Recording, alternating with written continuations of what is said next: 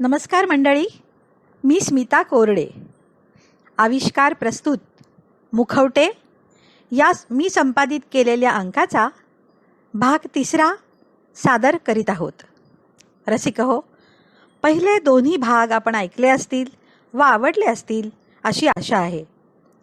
या भागात कथा, चित्रपट परीक्षण, सुंदर कविता, माहितीपूर्ण उत्कंठावर्धक लेख, मराठी संगीत नाटकाचे इंग्रजी रूपांतर असलेला प्रवेश, एकांकिका असं काय काय आहे. ऐकून आपले मौल्यवान अभिप्राय जरूर द्या आणि लाईक व सबस्क्राईब करायला विसरू नका हां.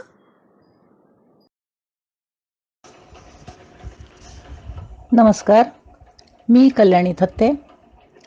आपल्या मुखवटे अंकासाठी मी निवडली आहे माझीच एक अनुभव कथा. कथेचं नाव आहे रॉंग नंबर.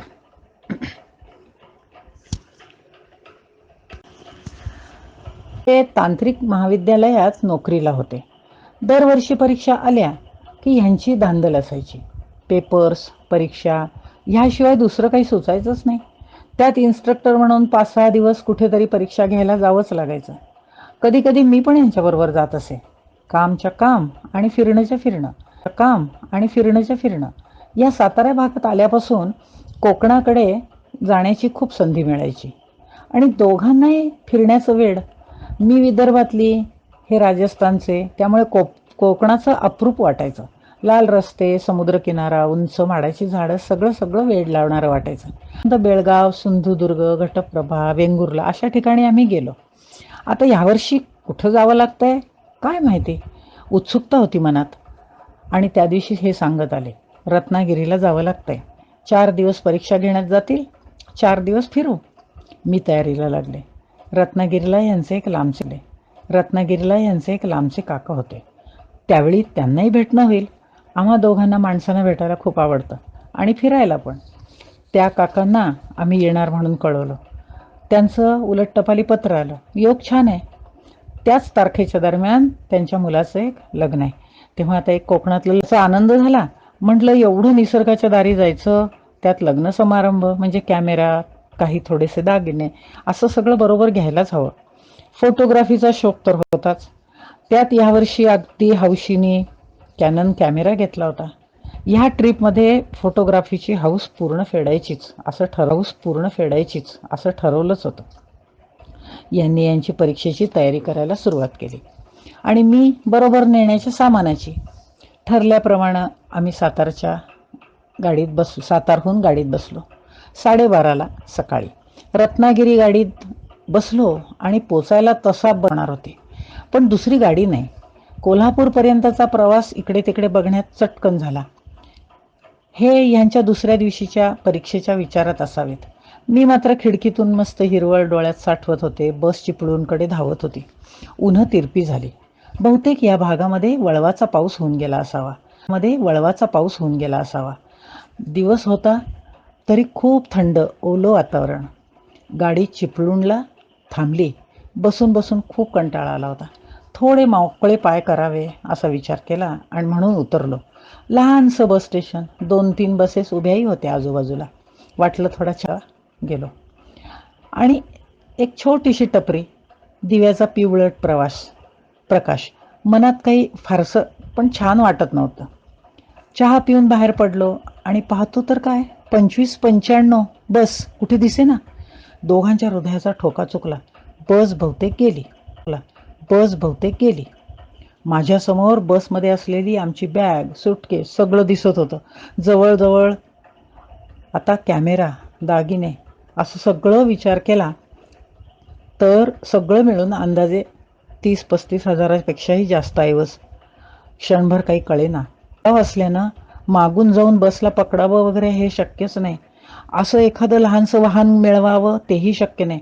7-7:30 वाजले होते. थोडा वेळ एकमेकांना दूषणं देण्यात गेली, पण शेवटी तेथील कंट्रोलरकडे गेलो. 2 कर्मचारी आळसावलेल्या अवस्थेमध्ये कंटाळून आमच्याकडे पाहत होते. ते कंटाळून आमच्याकडे पाहत होते. काय कटकट आहे असा त्यांचा एकंदरीत चेहऱ्यावर भाव. त्यांना सगळी हकीकत सांगितली. त्यांची आमच्या दिशेनं एक उपदेशाचं वाक्य आलं. तुमच्यासारख्या सुशिक्षितांनी तरी असं होऊ देऊ नये वगैरे. आता असं घडण्यात त्यात असं काही होऊ शकतं का, असं मनातल्या मनात मी आपलं म्हटलं. पण यांना दुहेरी मनस्ताप होत असावा. एक तर आज रत्नागिरीला पोचलंच पाहिजे कारण उद्या परीक्षा घ्यायच्या आहेत, त्यात हा प्रसंग. आता बॅग मिळेल की नाही देव जाणे, त्यातून प्रयत्न करायचा एवढंच होतं हातात. बसचा पुढचा स्टॉप संगमेश्वर होता. बस संगमेश्वरला जवळजवळ 9:30च्या सुमारास पोचणार होती. त्या कर्मचारीने संगमेश्वरला फक्त फोन लावण्याचं काम केलं आणि घाईघाईत फोन फिरवला आणि सांगितलं की 2595 सातारा रत्नागिरी बस इथं 10 वाजेपर्यंत येत आहे. त्यात मागच्या सीटवर वरच्या कॅरेजमध्ये खाकी कव्हरची एक बॅग, त्याच्यावर YG अशी अक्षरं असतील तेवढी उतरवून घ्या. झालं. एका दमात सगळं सांगून हा माणूस मोकळा झाला आणि फोन ठेवला. आमच्याकडे वळून म्हणाला, मेसेज दिलाय, तुम्ही पुढच्या गाडीने संगमेश्वरला जाऊन ओळख पटवून बॅग ताब्यात घ्या. क्षणभर तो आम्हाला देवदूतासारखाच वाटला. आता इथून गाडी केव्हा असं विचारतोय. 9:30 वाजता. बस तोपर्यंत, बसा तोपर्यंत. तो गेला. दोघंही हताश बाकावर बसलो. ट्रीपची सगळी मज्जाच गेली. सगळा उत्साह मावळला. बॅग ह्या विचाराने, असेल, मिळेल, न मिळेल ह्या विचाराने सुन्न झालं. सारखा कॅमेरा आणि दागिने डोळ्यासमोर येत होते. एकमेकांशी अजिबात बोलत नव्हतो. आणि एवढं वर्षानुवर्ष साठवून ठेवलेला हजाराचा कॅमेरा सगळा हवाला आता फक्त नशिबावर. असेल नशिबात तर मिळेल असं स्वतःला आपलं समजावत होतो. झालं. सारं बसस्टँड सुमसाम. अगदी विरळ लोकांची ये जा चालली होती. तेवढ्यात बस आली आणि आम्ही यांत्रिकपणे त्या बसमध्ये जाऊन बसलो. पावसाची बारीक रिपरिप पुन्हा चालू झाली. वातावरण आणखीन उदासवाणं झालं. आम्ही एकमेकांशी बोलतही नव्हतो. माझ्या मनातलं कोकण तर कुठं पळून गेलं होतं. मी मनाची आपली समजूत घालत होते. जे होईल ते सहन करण्याची शक्ती दे बाबा, एवढंच काय ते देवाजवळ. अंधार, कुठंही काहीही दिवे नाहीत. कुठंतरी लांब मिणमिण दिवे. रात्रीचे 10:30-11 वाजले होते. पण वाटावं जशी मध्यरात्र झाली. आम्ही उतरलो. जवळजवळ धावतच कंट्रोलरकडे गेलो. त्याला सगळा वृत्तांत सांगितला. त्याच्याकडे प्रश्नार्थक नजरेने बघूही लागलो. आमची उलघाल त्याला कशी जाणवणार. तो शांतपणे विचार करत होता आणि विचारतोय, कोणता फोन, कोणी केला. आम्हाला असा काही फोन बिन आला नाही. 25 बस जाऊन 1 तास झाला. ती रत्नागिरी. आता तिथं गेल्यावर करा चौकशी. निर्विकारपणे त्यांनी त्याचं कर्तव्य बजावलं. आम्ही मात्र हतबल. आता काय करायचं ह्या विचारामध्ये तिथल्याच रंग उडालेल्या थोड्या मोडक्या वाकावर बसलो. तहान नाही, भूक नाही, काही जाणवत नव्हतं. आता रत्नागिरीला जाणारी बस पहाटे 5:30ला आहे म्हणे. देवतरी किती परीक्षा बघतो. दोघांच्याही सहनशक्तीची जणू परीक्षाच चालली होती. आता तिथल्याच बाकावरती रात्र काढावी लागेल बहुतेक असं दिसत होतं. तेवढ्यात एक वयस्कर कृश माणूस सावकाश आमच्या समोरून कंट्रोलरकडे गेलेला बघितला आणि कंट्रोलरमधल्या त्या कर्मचाऱ्याला काहीतरी तो विचारत होता. दोघांचं बोलणं तसं ऐकू येत नव्हतं, पण स्पष्ट असंही जरी काही कळत नसलं तरी कुठंतरी सुटकेस, बॅग असं काहीसं माझ्या कानावर आलं. मी पटकन उठले. काहीतरी बोलतोय. दोघं धावत सुटलो. तो मघा एक 2595 सातारा रत्नागिरी बसमधून एक सुटकेस उतरवून घेतली आहे आम्ही. त्याचं कोणी चौकशी करत होतं का. आम्ही घाईघाईने पुढे गेलो. ती बॅग आमचीच आहे असं सांगतोय आम्ही. तर तो म्हणाला, मग चला माझ्याबरोबर. एक तर रात्रीचे 11 वाजून गेलेले. लहानसं गाव, हा अनोळखी माणूस, ओले अरुंद रस्ते. आम्ही त्याच्या मागोमाग जाण्या वाचून गत्यंतर नव्हतं. तो पुढे चालत होता, आम्ही त्याच्या पाठीमागे. त्याने विचारलं, तुम्ही आलात कुठून? आम्ही म्हणतो सातारहून. आणि ह्यांनी त्याला विचारलं, बाबा आपण इकडे कुठे चाललोय? तो म्हणला, हे इकडे पेठेत आमचं औषधाचं दुकान आहे. काही उलगडा होत नव्हता. आणि पुढं बोलतोय, अहो माझा एकुलता एक मुलगा आहे, बिना 8वीत शिकतोय. सगळे त्याला थोडं भोळा भाबडा, थोडा मंद असं म्हणतात खरं, पण अहो खूप शहाणा होतो. सगळं गाव त्याला अर्धवट समजतं. पण काय करायचं, कसं बसं माझं आपलं या दुकानावर पोट भरतो. आणि ह्या पोराची मला काळजी वाटते.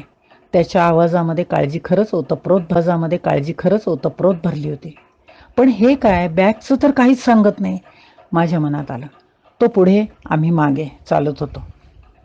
तो पुन्हा पुढे सांगायला लागला, तर साहेब त्याचं असं आहे की दुपारपासून पुण्याला एक ट्रंक कॉल लावत होतो. आता महत्त्वाचं काम होतं आणि फोन लागत नव्हता. मी दुसऱ्या कामाला मला बाहेर पडायचं होतं. सदूला फोन जवळ बसवलं आणि मी बाहेर जाऊन येतो म्हणून सांगितलं. आणि बघतो तर सदू मला सांगत होता, एक फोन आला होता, 2595 नंबरची बसमधून शेवटच्या सीटवरचा ची एक बॅग उतरवून घ्यायची आहे, खाकी रंगाची. त्याच्यावर अरे अरे म्हणेपर्यंत, बाबा मी बॅग घेऊन येतो असं म्हणत पोरगं पळूनच गेलं. मी ओरडत होतो, अरे रॉंग नंबर आहे तो, कशाला जातो एवढ्या? पण तो काही थांबला नाही, धावत गेलाच. 15-20 मिनिटांनी आला. तो हातात बॅग होती. साहेब मघापासून मी एस टी स्टँडवर 2-3 चक्रा मारल्या. तिथली माणसं धड बोलत नाहीत हो. ज्याची बॅग त्याला मिळावी तेवढंच काय ते वाटत होतं. आणि तेच खरं महत्त्वाचं नाही का? आता न कळत मला त्या पोराच्या मनातलं मी विचार. तेवढेत आम्ही दुकानापाशी आलो. दुकानाशी पोचलो. लहानसं दुकान, 5-6 फळ्यांनी बंद केलेलं. बाबांनी हळूच एक फळी उघडली. त्याच्या मागे आम्ही आतमध्ये शिरलो. तिथे जुनाट कॉटवरती आमची बॅग होती आणि आनंदानं तिथे एक छोट्याशा कॉटच्या एका कोपऱ्यात हे पोरगं झोपलं होतं. जीर्ण चादरीवर शांत झोपलेलं, सडपातळ मळका शर्ट घातलेलं. मंद प्रकाशात त्याचा चेहरा आणखीनच शांत भाबडा वाटत होता.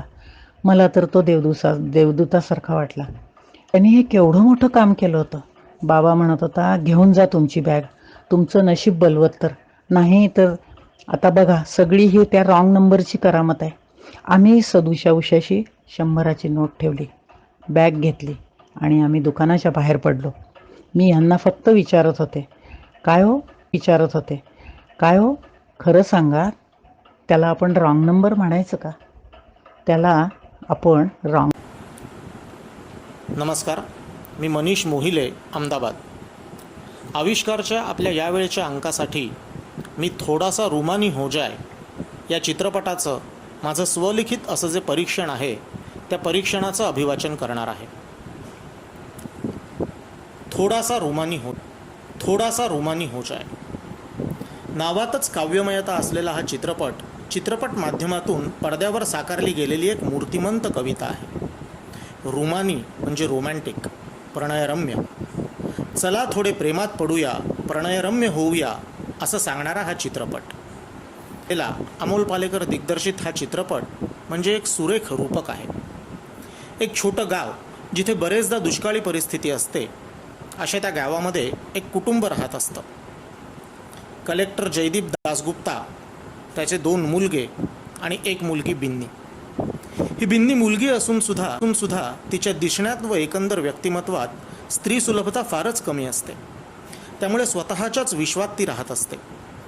वडिलांचा जरी तिला थोडा पाठिंबा असला तरी एकंदरीतच घरातले सगळेच जण आणि विशेष करून प्रेमळ पण अतिशय वास्तववादी विचार करणारा मोठा भाऊ तिला सतत एक मुलगी म्हणून तिने कसं असलं पाहिजे, कसं दिसलं पाहिजे, कसं वागलं पाहिजे याबद्दल सतत उपदेशाचे डोस पाजत असतात. सतत होणाऱ्या या भडीमारामुळे आपलं मीपण आणि लोकांना अपेक्षित रूप यातील विसंगतीमुळे बिन्नी हळूहळू वृक्ष बनत चाललेली असते. या सगळ्या ताणतणावामुळे सगळ्यांच्याच आयुष्यात एक उजाडपणा भरून राहिलेला असतो. अगदी तसाच वृक्ष आणि उजाड जसा तो पावसाविनाचा परिसर. आणि अशावेळी तिथे येतो नटवरलाल उर्फ दृष्टद्युम्न पद्मनाभ प्रजापती निळकंठ धूमकेतू बारिशकर. तो येतो एक नवीन स्वप्न, एक नवीन आशा घेऊन. त्या दुष्काळग्रस्त 5,000 रुपयांच्या बदल्यात पाऊस पाडण्याचं आश्वासन घेऊन.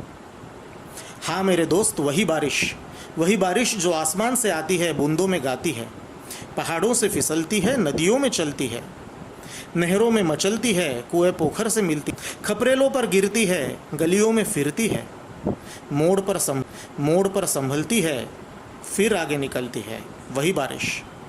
ये बारिश अक्सर गीली होती है. इसे पानी भी कहते हैं. उर्दू में आप, मराठी में पानी, तमिल में कन्नी, कन्नड़ में नीर, बंगला में जोल कहते हैं. संस्कृत में जिसे वारी, नीर, जीवन, पई, अमृत भी कहते हैं. ग्रीक में इसे एक्वाप्यूरा, अंग्रेजी में इसे वाटर, फ्रेंच में औ और केमिस्ट्री में H2O कहते हैं. ये पानी आँखों से ढलता है तो आंसू कहलाता है, लेकिन चेहरे पर चढ़ जाए तो रुबाब बन जाता है. हाँ, कोई शर्म से पानी पानी हो जाता है और कभी कभी यह पानी सरकारी फायदे समेत चोरी हो जाता है. पानी तो पानी है, पानी जिंदगानी है. इसलिए जब रूह की नदी सूखी हो और मन का हिरण प्यासा हो, दिमाग में लगी हो आग और प्यार की घाघर खाली हो, तब मैं हमेशा ये बारिश नाम का गीला पानी लेने की राय देता हूँ. मेरी मानिए तो ये बारिश खरीदिए. सस्ती, सुंदर, टिकाऊ बारिश सिर्फ 5,000 रुपयों में. इससे कम में अगर कोई दे तो चोर की सज़ा दो, वो मेरी. आपकी जूती सिर पर मेरी बारिश खरीदिए. सस्ती, सुंदर, टिकाऊ बारिश. इकोनॉमिक्स का एक सिद्धांत है कि मांग ज़्यादा हो और आपूर्ति कम हो जाती है. फिर भी इस महंगाई में बारिश सिर्फ 5,000 रुपयों में. चौंकिए मत, ये कीमत हौसले की है, उम्मीद की है, जिस पर दुनिया कायम है. या सेल स्टॉकमधून सर्वांना माहीत असलेल्या पावसाचं साध्या शब्दातून एक सुरेख काव्यमय चित्र बारिशकर उभं करतो. आत्तापर्यंतच्या निराशेने भरल्या, वृक्षपणाची, दुष्काळाची सवय झाल्याप्रमाणे असलेल्या सगळ्यांच्या आयुष्यात एका नव्या आशेची थंड झुळूक येते. पावसाच्या आधी जशी ओलसर थंड झुळूक येते तशी. आणि बऱ्याच काळानंतर सगळ्यांना एक सुखद ओलावा जाणवतो. पावसाच्या आधी पडणाऱ्या गरमीप्रमाणेच आयुष्यात देखील अडचणी येतात, पण शेवटी पाऊस येणार आहे या आशेवरच आपण उन्हाळा सहन करतो. त्याप्रमाणे या कठीण परिस्थितीला तोंड द्यायचं असतं. आयुष्यात देखील हवाचा पाऊस येतोच. बारिशकर परिस्थिती बदलत नाही, दृष्टिकोन बदलतो. आहे त्याच परिस्थितीकडे सकारात्मक व आशावादी बनून बघण्याचा दृष्टिकोन बहाल करतो. तो म्हणतो, 2 रात्रींच्या मध्ये एक दिवस नाही, तर 2 दिवसांच्या मध्ये एक रात्र असते. आज आणि उद्या दोन्ही तुमचे आहेत. आयुष्यात जे हवं ते बना. 2 किनाऱ्यांच्या मधून एक छोटीशी धारा वाहते पाण्याची. कितीही छोटी असली तरी ती वाहती असते. किनारे जागच्या जागीच असतात. वाहती धारा समुद्राला जाऊन मिळते आणि समुद्राला घाट नसतात. एकेका संवादातून एक अर्थपूर्ण आशावादी कविता आपल्यासमोर उभी राहते, कमलेश पांडेंच्या चतुरस्त्र लेखणीतून. हाच आशावाद, हाच सकारात्मक दृष्टिकोन बारिशकर बिन्नीला देतो. तिला सांगतो, जगाच्या चष्म्यातून स्वतःला बघू नकोस. स्वतःच्या नजरेतून स्वतःकडे बघ आणि जशी आहेस तशी स्वतःला स्वीकार. आशावादी बन, स्वप्न बघ, स्वतःवर विश्वास ठेव आणि मग बघ फरक.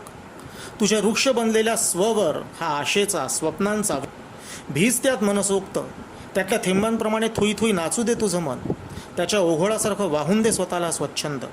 त्यातल्या ओलसर गारव्याच्या सुखद अनुभवाची कडकडून गळाभेट घे आणि मग बघ, तुला जग सुंदर झालेलं दिसेल, कारण तुझ्या नजरेत तू स्वतः सुंदर झाले असशील. प्रेमात पड स्वतःच्या आणि रोमॅन्टिक होऊन जा. प्रणयरम्य हो आणि प्रणयाच्या कल्पनेतली रम्यता अनुभव. असह्य उन्हाळ्यानंतर आलेल्या पावसात चिंब भिजून ही धरती जशी स्वतःला वृक्षपणा विसरून मोहरते, गंधाळते, फुलून येते आणि जगाला जो मृदगंध देते, हिरवळीने सुखावते, तशी तू जगाला मुग्धावशील, कारण तू स्वतःवर प्रेम करशील. शेवटी बारिशकरच्या प्रयत्नांना यश येतं. त्या दुष्काळग्रस्त भागातील लोकांच्या मनात जाग्या झालेल्या आशावादाचा विजय होतो आणि तिथे पाऊस पडून ती तहानेली धरती ओलेती होते. वरुणाच्या वर्षावात चिंब भिजते आणि तिची जणू तिला नव्याने ओळख होते. तशीच ओळख होते बिन्नीला स्वतःची, बारिशकरनी आणलेल्या आशेच्या पावसामुळे. ती पण आतून फुलून येते आणि स्वतःचं अंतस्थ सौंदर्य तिला दिसतं. आणि त्याचबरोबर तिच्या घरच्यांना देखील. अशी ही नवी नवेली बिन्नी स्वतःच्या प्रेमात पडते आणि चित्रपट संपतो. ही सगळी काव्यात्मकता चित्रपटाच्या माध्यमासमोर साकार करण्यात लेखक कमलेश पांडे, दिग्दर्शक अमोल पालेकर आणि सर्वच कलाकार कमाल करतात. विक्रम गोखले, दिलीप कुलकर्णीसहित सर्वांचीच कामं अफलातून सुंदर आणि सहज. पण आपल्याला आठवत राहतात दोनच व्यक्ती, बारिशकर आणि बिन्नी. बारिशकरच्या भूमिकेत नानाची एंट्री उशिरा होते थोडी, पण जिथे होते तिथून नाना छा जाता है. अफलातून मुद्राभिनय, संवाद फेक आणि आवाजातील चढ उतारांच्या जोरावर नाना मूर्तिमंत आशावाद बनून आपल्यासमोर येतो. आयुष्यातील सकारात्मकतेवर, आशावादावर श्रद्धा असलेली माणसं वेगळीच सुंदर वाटतात, तसा नानाचा बारिशचा पुरावा देतात त्याचे आयुष्याने भरलेले डोळे. Nana is simply awesome, fabulous, amazing and unbelievably believable as Barishkar. आणि त्याच्या बारिशकरला तेवढ्याच ताकदीने साथ देते अनिता कवरची बिन्नी. सुरुवातीची स्वतःच्या कोशात स्वतःला बंद करणारी, स्वतःचं मूळ व्यक्तिमत्व आणि जगाला अपेक्षित बिन्नी यातील विसंगती, सतत हे असं कर तसं वागू नकोस म्हणून मिळणारा उपदेश वजा सल्ल्यांचा भडीमार, यातून गोंधळून जाऊन वृक्ष बनलेली बिन्नी आणि बारिशकर आल्यानंतर सकारात्मक व आशावादी बनणारी बिन्नी, हा प्रवास व त्यातील भावनिक आंदोलनं तिने कमालीच्या साकारली आहेत. अखेरीस मनाच्या वृक्षभूमीला आशावाद, सकारात्मकता याच्या पावसात चिंब भिजून स्वतःची नवीन ओळख झालेल्या बिन्नीला जगातलं आणि त्याहीपेक्षा महत्त्वाचं स्वतःतलं सौंदर्य दिसतं आणि ती स्वतःच्याच प्रेमात पडून रोमॅन्टिक होते, रुमानी होते आणि चक्क सुंदर दिसते प्रेक्षकांना सुद्धा. त्या शेवटच्या प्रसंगात अनिता कवरच्या सर्वसाधारण चेहऱ्यातलं सौंदर्य त्या रुपेरी पडद्यामधून आपल्याला दिसतं आणि भावतं. यात एक कलाकार म्हणून अनिताचं जेवढं कौतुक आणि कर्तृत्व आहे, तेवढीच कमाल आहे दिग्दर्शक अमोल पालेकरची. संपूर्ण 2.5 तास हा म्हटलं तर नीरस वाटणारा विषय इतक्या तरल काव्यमय पद्धतीने हाताळायचा आणि सगळा माहोल एवढा रुमानी करायचा की बिन्नीचं अंतस्थ सौंदर्य सर्वांसाठी दृश्यमान व्हावं, ही अमोल पालेकरच्या दिग्दर्शनाची कमाल. चित्रपट संपता एक भारावलं पण येऊन माझे डोळे पाणावले होते, त्याच पाण्याने जे पावसात पण असतं. खरंच कितीही जरी अडचणी असल्या तरी जीवन किती सुंदर आहे, आशेनी नवसर्जनाने उत्फुल्ल आहे, या जाणीवेतून आलेला तो पाणावलेपणा आणि मनात वाजणारं ते एक गाणं, मुश्किल है जीना उम्मीद के बिना, आओ कुछ सपने सजाए, थोड़ा सा रुमानी हो जाए, थोडासा रुमानी हो जाए. नमस्कार. नमस्कार मित्रमैत्रिणींनो, मी मृणाल बापट बोलते आहे. आज मी स्त्री जीवनातील काही पैलू मुखवटे या सदराखाली उलगडून दाखवण्याचा प्रयत्न करते. जसे मिसळणाच्या डब्यात विविध रंगाचे, रूपाचे आणि गुणांचे मसाले भरून ठेवलेले असतात, तसेच आयुष्यात आपल्याला निरनिराळ्या रंगरूपाच्या आणि गुणधर्माच्या स्त्रिया भेटतात. काही मोहरीसारख्या तडतडणाऱ्या, तर काही जिऱ्यासारख्या थंड शांत स्वभावाच्या, कधी हळदीसारख्या अँटीबॅक्टेरियल आणि गुणकारी, ज्या आपल्या प्रश्नांवर रामबाण उपाय देतील, तर कधी काही चमचमीत लालभडक तिखटासारख्या पण आयुष्याची लज्जत वाढवणाऱ्या, आणि कधी काही हिंगासारख्या सर्व पचवायला शिकवणाऱ्या, तर काही गोड, काही आंबट, अगदी कडूसुद्धा. पण प्रत्येकी बरोबरच आठवणीही वेगवेगळ्या, कधी काळ्या कुठ्ठ्या पुन्हा आठवूच नाहीत अशा, तर कधी रंगबिरंगी, अगदी मनाच्या कोपऱ्यात साठवून ठेवाव्यात अशा. पण यापैकी एकाचीही किंवा एकीचीही सुद्धा कमी आपल्याला चालत नाही ना. अगदी तसेच आपल्या आजूबाजूला असलेल्या प्रत्येकीने सगळ्यांना जपायला हवे, कारण याशिवाय आपल्या आयुष्याला खमंग फोडणी बसणार कशी, नाही का? सगळंच माफक प्रमाणात असेल तर ज्याप्रमाणे एखादा पदार्थ रुचकर होतो, तसेच माफक प्रमाणात गुणदोष असतील तर त्या स्त्रिया देखील उत्कृष्ट कामगिरी करून दाखवू शकतात जीवनात. आपल्याकडे एक संस्कृत सुभाषित आहे, यत्र नार्यस्तु पूज्यन्ते रमन्ते तत्र देवताः, यत्रेस्त्रास्तु न पूज्यन्ते सर्वास्तत्र फलः. म्हणूनच नारीचं योग्य तो सन्मान व्हावा, तिला कमी लेखू नये. तसेच दुसरा एक श्लोक, कार्येषु मंत्री करणेषु दासी भोज्येषु माता शयनेषु रंभा धर्मानुकूला क्षमया धरित्री भार्याचे षाट गुण्यवती ह दुर्लभा. विविध कार्यात आपल्याला स्त्री साथ देते, हे कुणीही पुरुषांनी विसरू नये हं. आणि हे मला सांगावंसं वाटेल मात्र की एका स्त्रीत जरी का तुम्ही जर विचार कराल की सगळेच गुण दिसले पाहिजे, नसले तरी विविध स्त्रियांमध्ये प्रत्येक एखादा तरी गुण, विविध गुण आढळतातच. आता आपण बघूया की अगदी बालपणापासून विचार केला तर खालच्या वर्गात मुलगी झाली की तोंड वेडी वाकडे केली जातात. काहींचा तर त्यागही केला जातो आणि काही निर्घृण हत्या करून मारल्या जातात. ही अत्यंत शरमेची बाब आहे आजच्या युगात. हीच परिस्थिती आपल्या मध्यमवर्गीय आणि उच्च मध्यमवर्गीय परिवारात काही जातीत अजूनही आढळून येते. ही शोकांतिका आहे. तर जर का मुलीचा निर्धन घरात जन्म झाला तर ती एका तऱ्हेनं जीवनात अडचणींचा सामना करते. पण जर सधन कुटुंबात तिचा जन्म झाला तर ती काही ठिकाणी अजिबात त्रास भोगत नाही आणि काही ठिकाणी भोगते. हे तिच्या परिस्थितीवर अवलंबून आहे.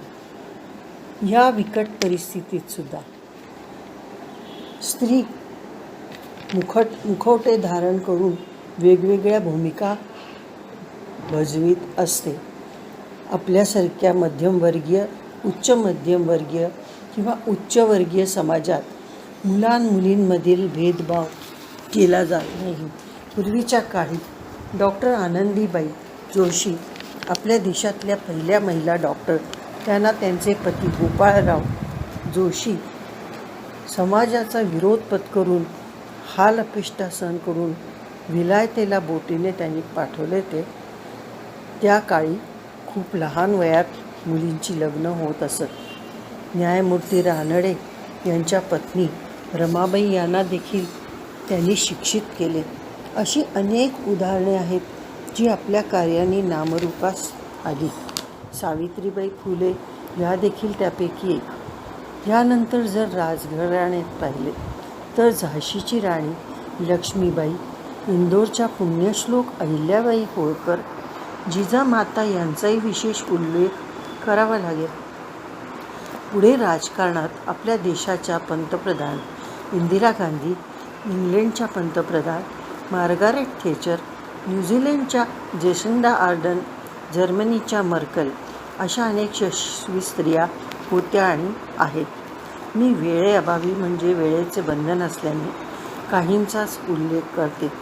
तरी आपण दरवर्षी सह्याद्रीवर येणाऱ्या उंच माझा झोका कार्यक्रमात अनेक स्त्रियांना गौरवण्यात येते हे बघतोच.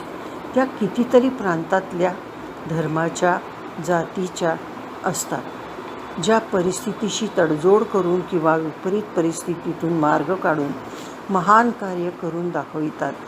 काही दिव्यांग, अपंग, अनाथ मुलींची आपल्या व्यंगावर मात करून मिळविलेली सिद्धी चकित करून सोडते.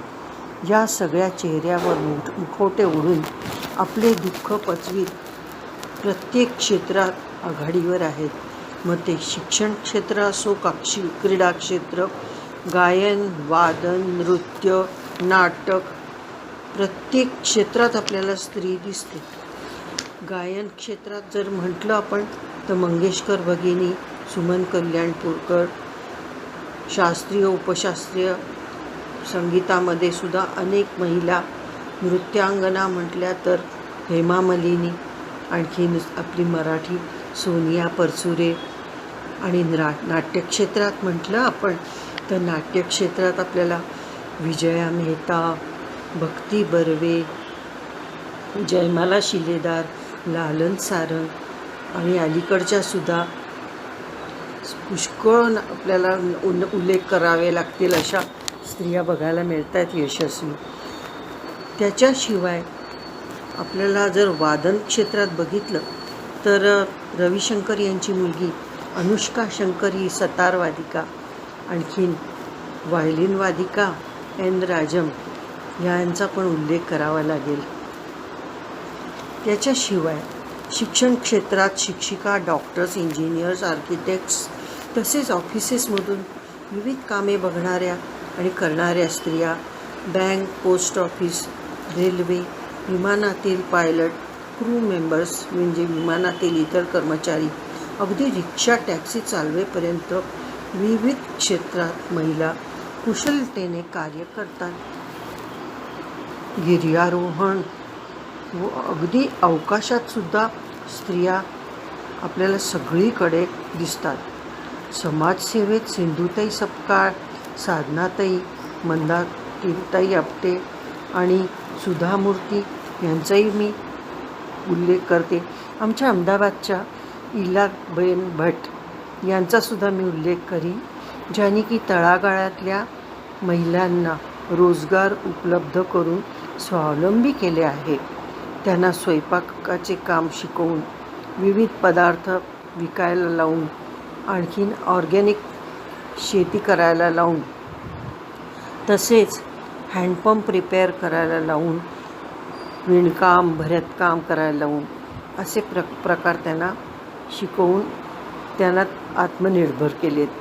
तसेच लेखन, आकाशवाणी, दूरचित्रवाणी, दूरसंचार, जज, वकील, फोटोग्राफर, बातमीदार सर्व कामात स्त्रिया कुठेच मागे नाही. अगदी मजुरी करणाऱ्या स्त्रिया, मोलकरणी आणि स्वयंपाक करणाऱ्या, डबे करणाऱ्या, तसेच घरचा कचरा नेणाऱ्या सुद्धा स्त्रियांबद्दल मला नितांत आदर वाटतो. तर अशा प्रकारे बहुरंगी प्रतिभा असलेल्या स्त्रियांपैकी काहींचा मी उल्लेख केला, तरी अजूनही काही स्त्रियांवर जे समाजात शारीरिक अत्याचार होतात आणि बलात्काराच्या घटना होतात, ही समाजातली विकृती दूर झालीच पाहिजे. त्यातली स्त्रीलाच सक्षम व्हावं लागेल असे मला पुष्कळ वेळा वाटते आणि समाजाला तिचे रक्षण करायला निर्भीड. तसे आपल्याकडे पोलीस क्षेत्रामध्ये आणि आर्मीमध्ये सुद्धा फार उत्कृष्ट कामगिरी करणाऱ्या स्त्रिया आहेत. पोलीस क्षेत्रामध्ये किरण बेदींचं नाव मी उल्लेख करायला हवा की ज्या दिल्लीच्या तिहार जेलमध्ये ज्यांनी कैद्यांना सुधरवलं. अशा प्रकारे मला आपल्याला शेवटी एवढंच सांगावंसं वाटेल की या आजकालच्या सुद्धा या महामारीच्या परिस्थितीमध्ये सुद्धा स्त्रीनं आपला मुखवटा घालून चेहऱ्यावर वेगवेगळ्या भूमिका वठवून दाखवल्या आहेत. घरात मोलकरणीचं काम केलेलं आहे, स्वयंपाक तर ती करतच होती किंवा करते आहे. त्याच्याशिवाय ती जर का ऑफिसमध्ये काम करणारी असेल तर तिने ते घरून केलेलं आहे. मुलांना सांभाळलं, घरातल्या सगळ्या इतर मंडळींना सांभाळलं आणि नुसता स्वयंपाक करून नाही तर त्यांच्या आवडीचे विविध पदार्थ करूनसुद्धा त्यांच्या त्यांनी आरोग्यास जपले आहेत. तर अशा प्रकारे सगळ्यांचे आभार मानून सगळ्या महिलांचा गौरव व्हावा. निदान तिला प्रत्येक स्त्रीला घरातल्या पुरुषांकडून आणि समाजाकडून शाबासकी मिळावी, एक दाद मिळावी, त्याच्यासाठी एवढीच माझी प्रार्थना आहे. धन्यवाद. शेवटचं लेटर सही करून आउटवर्ड ट्रेमध्ये टाकताना मंदिराने सहज कॅलेंडरकडे पाहिलं आणि ती दचकलीच. आजच्या दिवशी आपल्या एंगेजमेंटला 27 वर्ष पूर्ण झाली आणि काही दिवसांनीच लग्नाची सिल्वर ज्युबिली. आज पहिल्यांदाच आपण आपल्या एंगेजमेंटचा दिवस विसरलो. काहीशा अपराधी भावनेनीच तिने अजितला फोन लावला. संध्याकाळचे 7:30 वाजले होते, म्हणजे अजित अजूनही ऑफिसमध्येच असणार हा तिचा अंदाज खरा ठरला.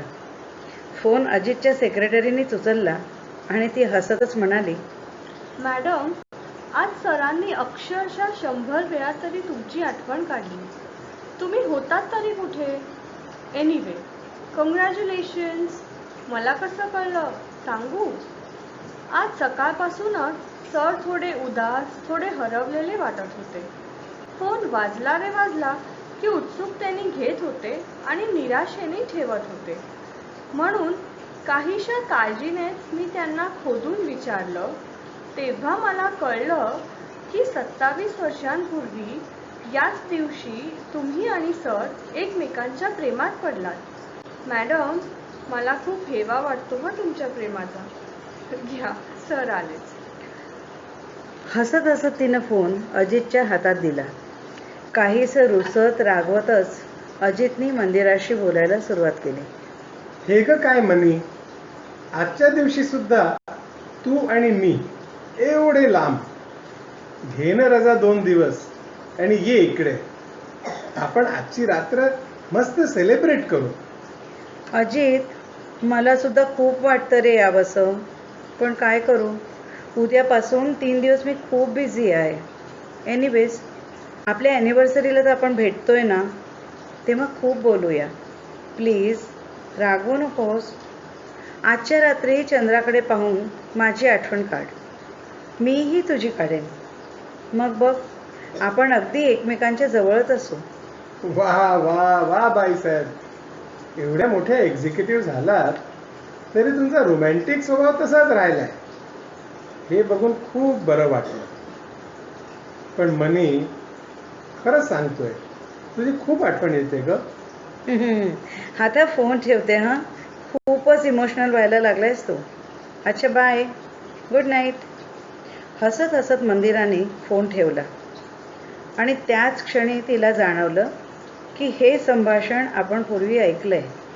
किंबहुना आजचे तिचे आणि अजितचे संवाद अगदी ह्याच्या उलट तिने ऐकलेत.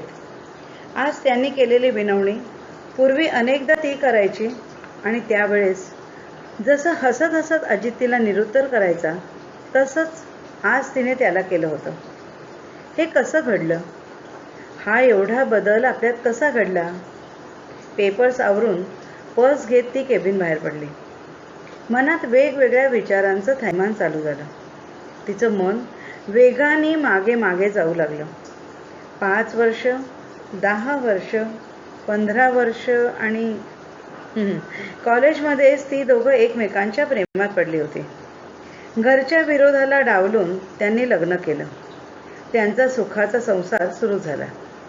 संसार वेळेला 2 गोड फुलंही आली होती. मंदिराचा स्वभाव काहीसा रोमॅन्टिक, स्वप्नाळू, तर अजित एकदम प्रॅक्टिकल, पण तरीही एकदम भाबडा. मंदिरा अजितच्या आयुष्यात आली आणि अजितची वेगानं प्रगती सुरू झाली. वाढत्या यशाबरोबर त्याच्या स्वभावात थोडा हेकटपणा आणि थोडी अरेरावी आली होती. पण मंदिराला त्याचा अजिबात त्रास होत नव्हता. तिचं आयुष्यच मुळे अजित भोवती गुरफटलेलं होतं. अजितच्या सांगण्यानुसार ती स्वतःचं आयुष्य जगत होती. दोन्ही मुली देखील ग्रॅज्युएट झाल्यावर MS करायला US ला गेल्या होत्या. मग अजितच्या सांगण्यावरून त्याच्याच ओळखीच्या एका कंपनीमध्ये HRD ऑफिसर म्हणून ती नोकरीही करू लागली. तिच्या या बदलत्या आयुष्याचं श्रेयही पूर्णपणे ती अजितलाच देत होती. कामावरून घरी परत आल्यावर ती कंपनीत घडलेल्या गोष्टी इमानेद्वारे अजितला सांगायची आणि तो सुद्धा तिला सल्ला द्यायचा. ती त्या सल्ल्याबरहुकूमच वागायची. इतकंच नाही तर तिचे कपडे, दागदागिने, इन्व्हेस्टमेंट्स, इन्कम टॅक्स सगळं अजितच ठरवायचं. ती संपूर्णपणे त्याच्यावर अवलंबून होती आणि तिचं हे असं अवलंबून राहणं, अजितचा सल्ला घेणं हे अजितला फार आवडायचं. त्यांचे बाहेरगावी जाण्याचे प्लॅन्सही अजितच आखायचा. अशाच एका टूरमध्ये ती आणि अजित गेले होते सुमारे 5 वर्षांपूर्वी. त्या दिवशी मंदिराने अजितला स्वतःच्या प्रमोशनची बातमी सांगितली.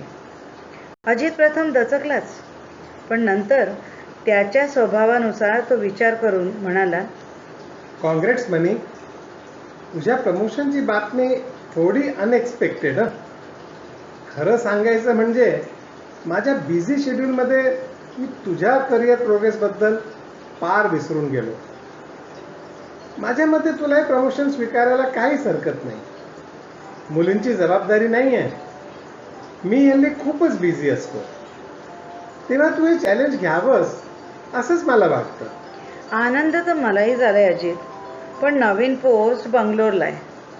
कंपनीतर्फे मला गेस्ट हाऊसमध्ये जागा मिळेल, पण तरीही मी विचार करते. तुला काय वाटतं? This is bad news. Anyway, Bangalore म्हणजे काही फार लांब नाही. त्या उपर राहायला जागा मिळणारच आहे. तुला शनिवार रविवार ऑफ असतो, तेव्हा विकेंडला आपण भेटू शकतो. नाहीतरी सगळ्या गोष्टींमध्ये माझ्यावर अवलंबून राहायची सवय झाली आहे तुला. एकटी राहिलीस तर थोडी तरी इंडिपेंडेंट होशील. मंदिरा काहीशा नाखुशीनेच बंगलोरला रवाना झाली. तिथे गेल्यावर मात्र नवीन कामाच्या चॅलेंजबरोबर तिची सुप्त हुशारी जागी झाली आणि त्या कामामध्ये ती खूप रमली. घरी लवकर जाण्याची घाई नसायची, त्यामुळे जास्तीत जास्त कामात वेळ घालवू लागली. अजितला फोन रोजच असायचा. अजितही घरी लवकर जायची घाई नसल्याने ऑफिसमध्ये जास्त इन्व्हॉल्व होऊ लागला आणि पुढल्या प्रमोशनसाठी त्याला ते फायदेशीर देखील ठरू लागलं. अगोदर ठरल्याप्रमाणे मंदिरा दर शुक्रवारी रात्री मुंबईला येऊन सोमवारी सकाळी परत जायची. हा वीकेंड ते दोघंही एखाद्या नवपरिणीत जोडप्यांप्रमाणे एकमेकांजवळ राहून साजरा करायचे. बघता बघता 4 वर्ष निघून गेले. नेहमीप्रमाणे वीकेंडला ती अजितकडे गेली होती.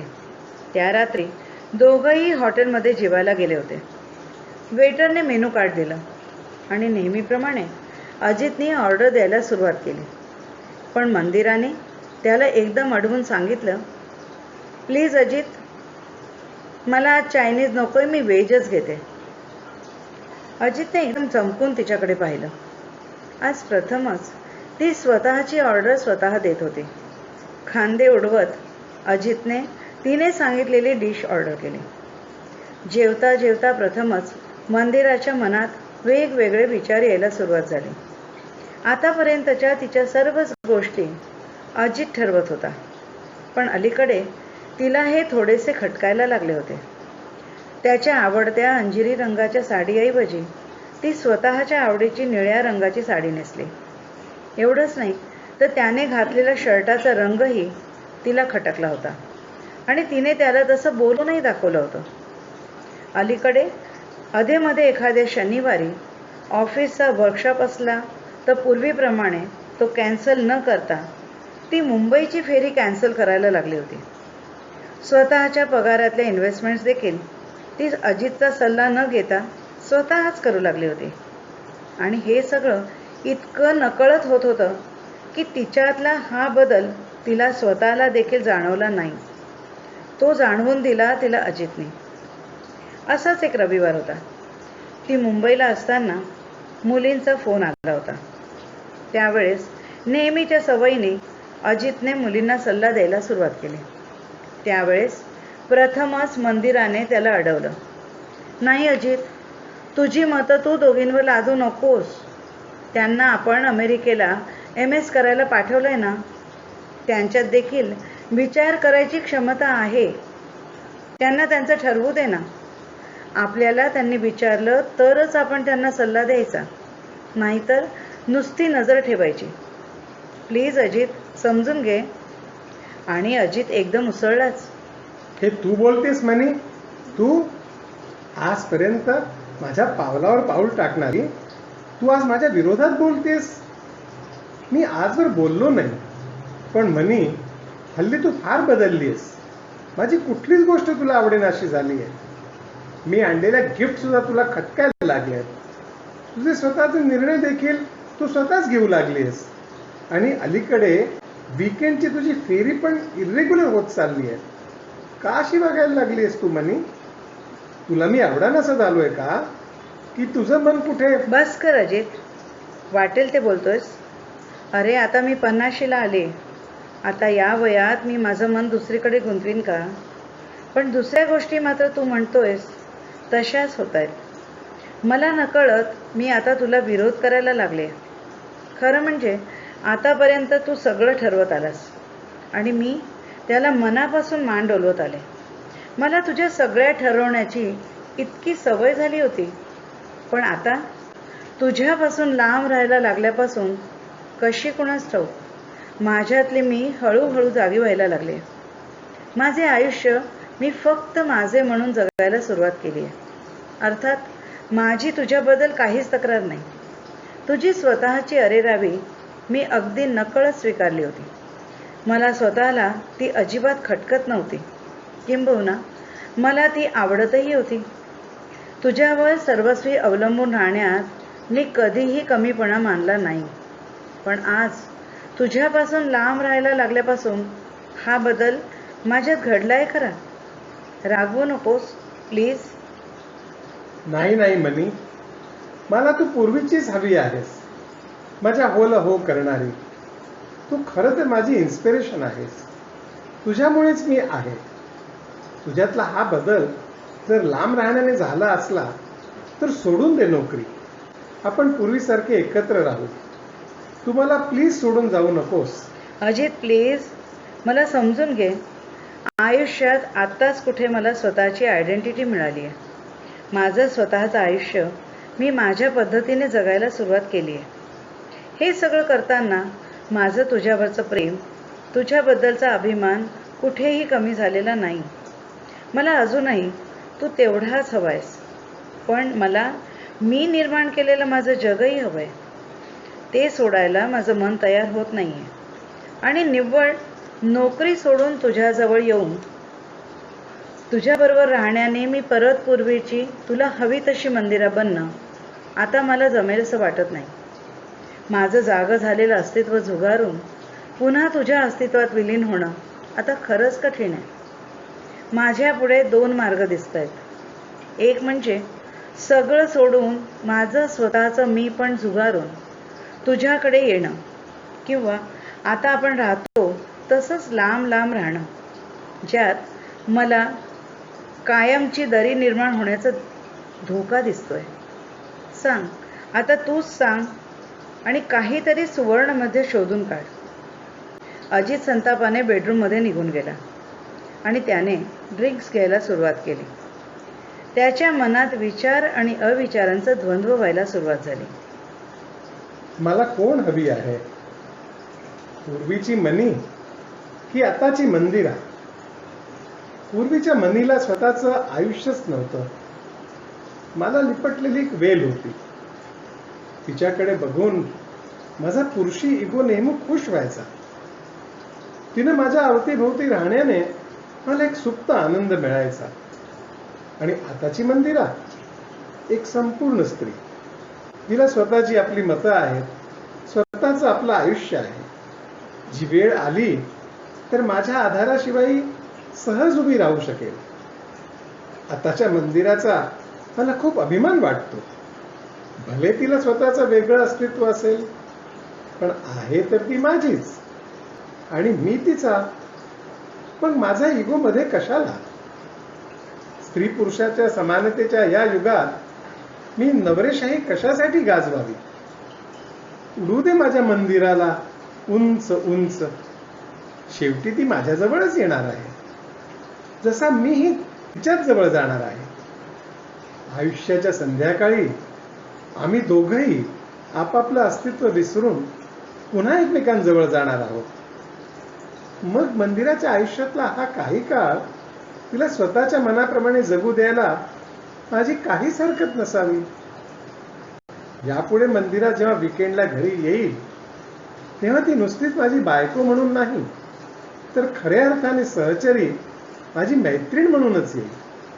आणि मी तिचा तसाच मान ठेवेन. विचाराच्या या भरात अजित आनंदाने बेडरूम बाहेर आला आणि सोफ्यावर अवघडून झोपलेल्या आपल्या मंदिराला मोठ्या प्रेमाने उचलून बेडरूममध्ये घेऊन गेला.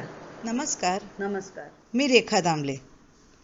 आविष्कार ग्रुपच्या आजच्या मुखवटा या ऑडिओ अंकासाठी एका कथेचे अभिवाचन करते.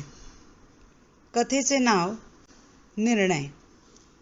लेखिका सुषमा दळवी. अभिवाचक मंदिरा रेखा दामले, अजित विजय दामले व सेक्रेटरी जुई पिंपळे. नमस्कार, मी सुनैना पळसुले. माझी मैत्रीण स्मिता कोरडे संपादन करत असलेल्या मुखवटे या ऑडिओ अंकासाठी मी ही कथा लिहायचा प्रयत्न केला आहे. आशा आहे तुम्ही दिग्गज मंडळी हा केवळ एक छोटासा प्रयत्नच म्हणून त्रुटी समजून घ्याल आणि हे लेखन केवळ स्मिताच्या आग्रहाखातर. माझ्या कथेचं नाव आहे मुखवटे. उषा आणि मनोहर अगदी made for each other couple. Manohar आयकर विभागात असिस्टंट कमिशनर म्हणून कार्यरत. आता वर्षभरातच निवृत्त होणार होते. मुलगा जयदीप अमेरिकेमध्ये MS शिक्षणार्थ होता. दोघं राहत असल्याने निवांत सहजीवन जगत होते. त्यांचा दिवस पहाटे 6:30ला सुरू व्हायचा. योगा ध्यान अभ्यासानंतर चहाच्या सरंजामासह पेपर वाचन आणि व्हॉट्सॲप ग्रंथाचं वाचन होत असे. आज व्हॉट्सॲप चालता चालता उषाच्या लक्षात आलं, आज 17 नोव्हेंबर, ह्या घरात येऊन 10 वर्ष झाली. तसं तिनं मनोहरानं म्हटलंही. त्याने उगाचच हुंकार देत हसून पाहिलं आणि पुन्हा एकदा पेपर वाचनात गळून गेले. उषा मात्र 10 वर्ष मागे भूतकाळात शिरली. बरीच वर्ष जुन्या भाड्याच्या घरामध्ये राहिल्यानंतर आता त्यांनी स्वतःचं घर घेण्याचं निश्चित केलं. गुलमोहर अपार्टमेंट्समध्ये फ्लॅट संशोधनार्थ आले असता ग्राउंड फ्लोअरचा समोर बरीच मोकळी जागा असलेला फ्लॅट तिच्या मनात भरला होता. तिचं स्वप्न होतं घरासमोर भरपूर बागबगीचा असावा, तुळशी वृंदावन, तसंच निसर्गाच्या सान्निध्यात निवांत क्षण घालवण्यासाठी एखादा झोपाळा असावा. पण तो फ्लॅट आधीच बुक झाला होता. त्या फ्लॅटच्या डोक्यावरचाच फ्लॅट त्याने बुक केला व राहायला आलेही. गुलमोहर आता सुसंपन्न सुशिक्षित कुटुंबांनी बहरला होता. बरेच महिने तो खालचा फ्लॅट मात्र रिकामाच होता. त्याची उत्सुकता सर्वच गुलमोहरवासियांना होती. एक दिवस अचानक एक ट्रक येऊन उभा राहिला. सर्व गुलमोहर गॅलऱ्यांमध्ये फुलला. कथा चित्रपटातल्या गाण्याच्या प्रसंगाप्रमाणे कौन आया ह्या उत्सुकतेने ट्रकमधून अगदीच मोजकंच फर्निचर आणि इतर सामान उतरवलं गेलं. पण मुख्य राहायला कोणाला आहे ते काही कळलं नाही. दुसऱ्या दिवशी सकाळपासून मात्र प्रत्येकजण त्या घरात डोकावू लागला. 70-75 वर्षाच्या आसपासच्या गोऱ्यापान घारे डोळे असलेल्या आजी सर्वांचं स्वागत करून स्वतःची ओळख देत होत्या. नमस्कार, मी मालती. प्रथम भेटीत कोणीच त्यांना इतर प्रश्न विचारले नाहीत. हळूहळू त्यांनी सर्वांचीच अगदी सर्व वयोगटातल्या मंडळींशी प्रेमाचा बंध बांधला. त्यांच्या घरात शिरल्यावर प्रसन्न वाटायचं. समोरच एका छोट्याशा मंदिरात श्री स्वामी समर्थांची संगमरवरी मूर्ती होती. 2x3 सोफा, छानसं सागवानी लाकडाचं सेंटर टेबल, एक कॉर्नर पीस ज्यावर रोज बागेतील ताज्या फुलांची फुलदाणी सजलेली असे. दर गुरुवारी त्या दत्ताची आणि स्वामींची आरती करत, बालकांचा मेळा जमवून त्यांना गुरूंच्या, पराक्रमी योद्ध्यांच्या काही इसापनीतीतल्या गोष्टी सांगत, दुपारच्या वेळेस भगिनी मंडळ जमवून गॉसिपिंग न करता प्रत्येकीचे आयुष्यातले काही वेगळे अनुभव, नव्यानं वाचनात आलेला लेख, कथा, TV वरील मालिका यावर चर्चा व्हायच्या. येता जाता प्रत्येकाशीच संवाद साधायच्या त्या, विचारपूस करायच्या. उन्हाळ्याच्या दिवसात आग्रहानं कोकम लिंबू सरबत पाजायच्या अथवा पावसाळ्यात किती ग भिजलीस, चल डोकं पूस, गरम गरम आलं घालून चहा करते असं म्हणायच्या. उषाशी त्यांचा अधिक मजबूत बंध जुळला होता. तिच्याविषयी त्यांना काही विशेष आस्थेची भावना होती. उषाची ही आई 1-2 वर्षापूर्वीच निवर्तली असल्याने तिलाही त्यांचा सहवास माया ममतेचा जाणवायचा. ती त्यांना माई म्हणायची. एक दिवस सहज बोलता बोलता माईने तिच्या हाती त्यांच्या घराची डुप्लिकेट चावी दिली आणि म्हणाल्या, न जाणो ही म्हातारी कधी घरात धड पडली वा उठता आलं नाही तर असू दे तुझ्याजवळ. रोज सकाळी उठल्याबरोबर उषा खाली डोकावत असे. तेव्हा मालतीबाई फुलं वेचत असत. झाडावेलींशी संवाद साधत असत. दिवसाची सुरुवात गुड मॉर्निंगच्या देवाणघेवाणांनी होत असे. तो दिवस मात्र उषा कधीच विसरणार नव्हती. रोजच्या सवयीप्रमाणे गुड मॉर्निंग म्हणायला ती गॅलरीतून खाली डोकावली तर माईंची काहीच हालचाल दिसेना. म्हणून ती पटापट जिने उतरून खाली आली, बेल वाजवली, दार ठोठावलं, पण काहीच प्रतिसाद मिळेना. तिचा जीव घाबरा झाला. तिला त्या डुप्लिकेट चावीची आठवण झाली. ती घाईघाईने वर गेली, डुप्लिकेट चावी घेऊन आली, दार उघडून आत गेली. तो माई पलंगावर अर्धबेभान अवस्थेत पडल्या होत्या, तळमळत होत्या. काही बाई असंबद्ध बोलत होत्या. त्यांच्या बोलण्यात काही नावांचा अस्पष्ट असा उल्लेख होता. तिनं ताबडतोब डॉक्टरांना बोलावलं. डॉक्टरांनी सांगितलं त्यांच्या डोक्यात ताप गेला, यांना ताबडतोब ॲडमिट करा. त्यांना जवळच्याच रुग्णालयात दाखल केलं गेलं. योग्य औषधोपचारानंतर काही दिवसात त्या पूर्ववत होऊ लागल्या. एक दिवस त्यांनी उषाचा हात घट्ट दाबून धरला. तिच्या डोक्यावरून मायेनं हात फिरवत म्हणाल्या, किती ग सेवा केलीस माझी, खरंच तुला खूप खूप आशीर्वाद माझे. उषाचेही डोळे पाणावले. तिने सहजपणे त्यांना विचारलं, माई एक विचारू का? इतके दिवस विचारलं नाही. म्हणा त्याची गरजही भासली नाही. पण तुमच्या अर्धबेभान अवस्थेत काही नावं तुमच्या तोंडून ऐकली. कोण आहेत हे नक्की? माई थोड्या खंबीर होऊन म्हणाल्या, माझ्या मुलांची नावं घेतली असतील कदाचित मी. आता मी तुला माझा भूतकाळ सांगतेच. मी पूर्वाश्रमीची मीना गोरे. माझे वडील नामांकित वकील होते. तेही एकुलते एक होते आणि मीही त्यांची एकुलती एक मुलगी. त्यांची प्रॅक्टिस खूप छान चाले. आमचे बंगलावजा घर, शेती सर्व काही होतं. मी 15-16 वर्षाची असतानाच त्यांना देवाज्ञा झाली. मग आईनं मी 21 वर्षाची असतानाच माझा विवाह श्रीधर पंत आपटे यांच्याशी करून दिला. त्यांचं सुखवस्तू घराणं होतं. तेही पेशाने वकील, शेतीवाडी, 2 घरं होती, सर्व काही छान. आमचा सुखाचा संसार होता. आमच्या संसाराच्या वेलीवर सायली, पराग, प्राजक्त अशी 3 फुलं उमलली. त्यांना उत्तम शिक्षण दिलं, त्यांची लग्नकार्य आटोपली. आता खऱ्या अर्थानं सहजीवन जगायचं तर ह्यांना देवाज्ञा झाली. इतक्या वर्षात कोणत्याच कारभारात मी कधीच लक्ष घातलं नव्हतं. हे गेल्यानंतर मात्र मुलांनी, सुनेनी खूप माझी काळजी घेतली. काय हवं नको ते विचारलं. हळूहळू त्यांना ह्याची जाणीव होऊ लागली की आपली आई केवढ्या मोठ्या मालमत्तेची मालकीण आहे. मग मात्र माझे दिवस बदलू लागले. अधूनमधून मुलं, सुना मला प्रॉपर्टीमध्ये त्यांना नॉमिनेट करण्यासाठी तगादा लावू लागले. कोणाला किती काय मिळेल याची चर्चा करू लागले. हळूहळू त्याचं वादात रूपांतर होऊ लागलं. मुलगीही म्हणू लागली की आता कायद्यानं मुलीलाही हक्क आहे आईवडिलांच्या मालमत्तेवर. मला हे असह्य होऊ लागलं. एक दिवस वाद विकोपाला गेला आणि त्या अतिरेकामध्ये मला अर्धांगवायूचा झटका आला. मग मात्र मी संपूर्णपणे पराधीन झाले. मला काय काय परिस्थितीचा सामना करावा लागला हे मी आणि ते स्वामी समर्थच जाणेन. तेव्हा यांचे एक जिवलग स्नेही श्री खरे मला माझ्या मोठ्या भावाच्या जागी होते. ते पेशानं वकीलच होते. ते व त्यांचे सौ मला त्यांच्या घरी घेऊन गेले. त्यांची मुलं US स्थायिक झाली होती.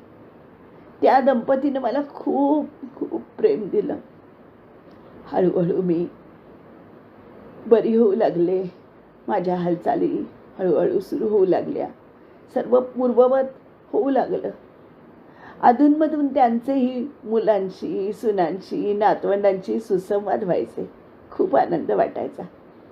हळूहळू त्यांची मुलं त्यांना US त्यांच्याकडेच येऊन राहण्याचा आग्रह करू लागले. खरे दाम्पत्य मलाही त्यांच्याबरोबर चलण्याचा आग्रह करू लागले. पण मी नाही म्हटलं तेव्हा त्यांनी मला त्यांच्या त्या घरातच राहावं असं सुचवलं. मी मात्र आता स्वतःचं घर घेण्याचा निर्णय घेतला होता. दोन्ही मुलींना माझ्या इच्छेप्रमाणे थोडंफार देऊन बाकीची सर्व प्रॉपर्टी मी एका निराधार वृद्ध संस्थेला माझ्या पश्चात मिळावी अशी सोय करून ठेवली आहे. मग मी हे घरही घेतलं. तुला सांगून ठेवते, मी माझं देहदानही केलं आहे. हो, माझ्या मागे कोणालाच काही करण्याची गरज पडू नये. इतक्या वर्षांच्या अनुभवानंतर मी तुला मात्र एक गोष्ट नक्कीच सांगेन. बाळा, ही दुनिया केवळ मतलबाची आहे ग.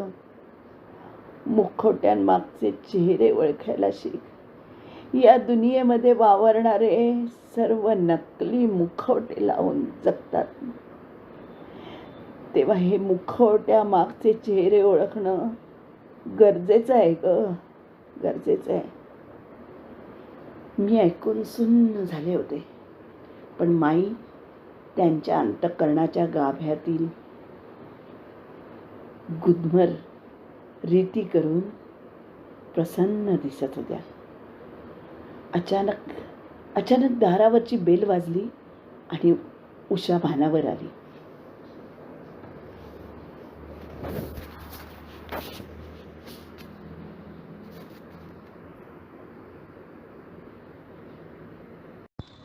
माझ्या रसिक मित्रमैत्रिणींनो नमस्कार.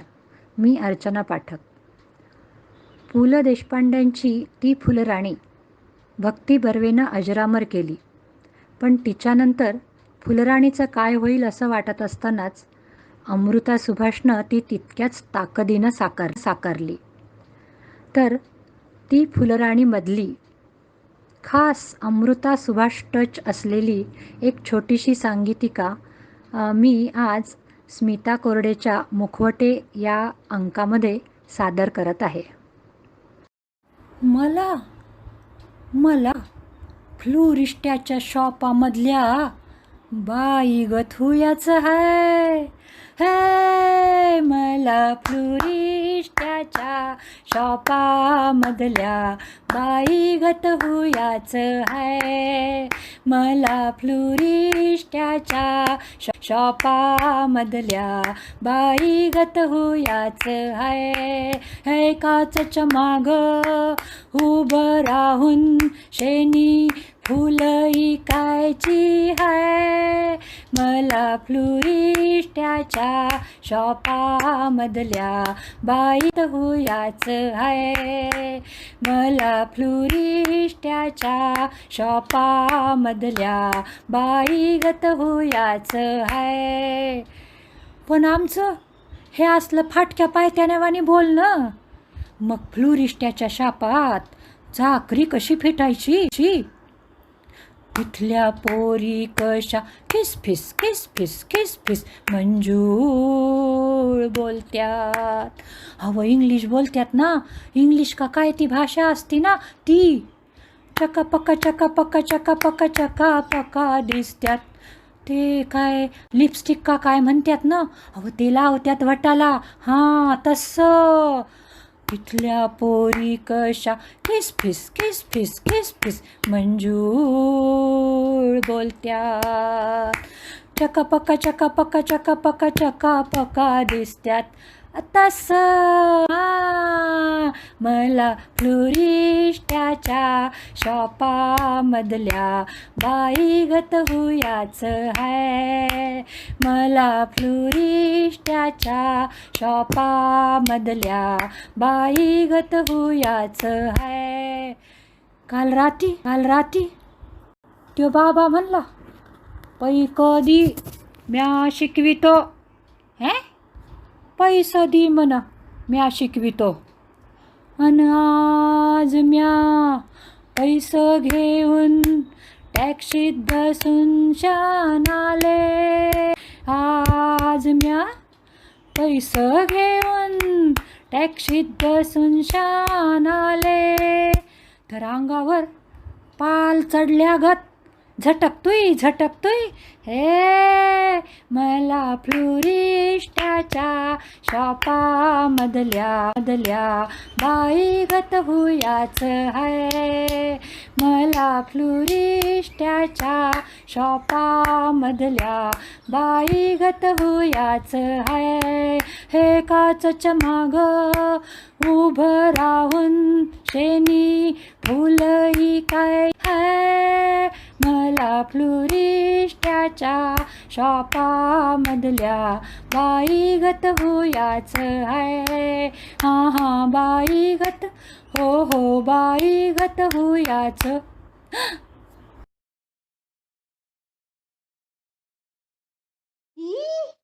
आई अहो, काय ठेवलं होतं त्या बाटलीत? गौतमीनं सासूला विचारलं. अगो बाई, त्यातलं प्यायलीस का काय? अगो ते पाणी नाही, व्होडका आहे. लोपामुद्रा म्हणाली. काय? व्होडका? आणि तुमच्या फ्रीज मध्ये? गौतमी जवळजवळ किंचाळलीच. तुम्ही व्होडका घेता आणि फ्रीज मध्ये कशाला ठेवलीत ती? गौतमीनं अविश्वासानं विचारलं. ए अगो, मी काय रोज रोज नाही घेत, पण कधीतरी उगाच त्या बाटलीच्या झाकणाचा जरा प्रॉब्लेम झाला ना, म्हणून बाटली फ्रीजमध्ये ठेवली. गौतमीला आल्यापासून सासूच्यात झालेला बदल लक्षात येत होता, किंवा तिला सासूच्यातला बदल बघून आश्चर्याचा धक्काच बसला होता. 18 वर्षांपूर्वी जेव्हा गौतमी वेदांतशी लग्न करून लोकुरांच्या घरात आली, तेव्हाच्या तिच्या सासूबाई आणि ह्या सासूबाईत जमीन आसमानाचा फरक होता. 18 वर्षांपूर्वी परीट घडीच्या साड्यांना चुणी सुद्धा पडू न देणारी तिची सासू आता टी शर्ट आणि जीन्स घालून वावरत होती. शाळेतून मुख्याध्यापिका म्हणून रिटायर झाल्यावर सुद्धा त्यांची शिस्त जरा सुद्धा कमी झाली नव्हती. वर्तमानपत्राची घडी घालायची पद्धत कोणी बदलली तरी त्यांना राग यायचा. दुधाच्या पिशव्या धुतल्यावर त्या एकाच ठिकाणी घड्या घालून ठेवायच्या. पलंगावरच्या चादरी सुद्धा एका विशिष्ट पद्धतीनेच घालायच्या. अगदी देवघरातल्या देवांना व्हायच्या फुलांची आरास सुद्धा शिस्तीतच असायची. आता मात्र जरा चित्र बदललं होतं. घरातली टापटीप तशीच होती, पण चादरीवर चुण्या असल्या तरी सासूबाईंच्या कपाळावर आठ्या पडत नव्हत्या. लग्नानंतर 4 वर्ष ती त्यांच्याबरोबर राहत होती. मग वेदांतला अमेरिकेत नोकरी मिळाली आणि ती, वेदांत आणि पार्थ अमेरिकेला गेले. ही मंडळी अमेरिकेला गेली तरी इकडे वेदांतचे आईबाबा छान राहत होते. लोपा रिटायर्ड झाल्यावर दोघेही 2दा अमेरिकेला जाऊन आले होते. पण 3 वर्षांपूर्वी एका ऍक्सिडेंटचं निमित्त झालं आणि बाबा हे जग सोडून गेले. मग वेदांत त्याच्या आईला अमेरिकेलाच घेऊन गेला. पण लोपाचं मन तिथंही रमेना. 2 वर्षांपूर्वी लोपा परत भारतात परतली. त्यानंतर गौतमी प्रथमच सासूला भेटत होती. फोनची घंटी वाजली आणि गौतमी फोनकडे धावली. तिला वेदांतच्या फोनची अपेक्षा होती. हॅलो, लोलो, काय म्हणते स्वीटी? लागली का झोप रात्री? गेली का गोलगप्पा माहेरी? पलीकडून आलेल्या पुरुषी आवाजानं गौतमी गोंधळली.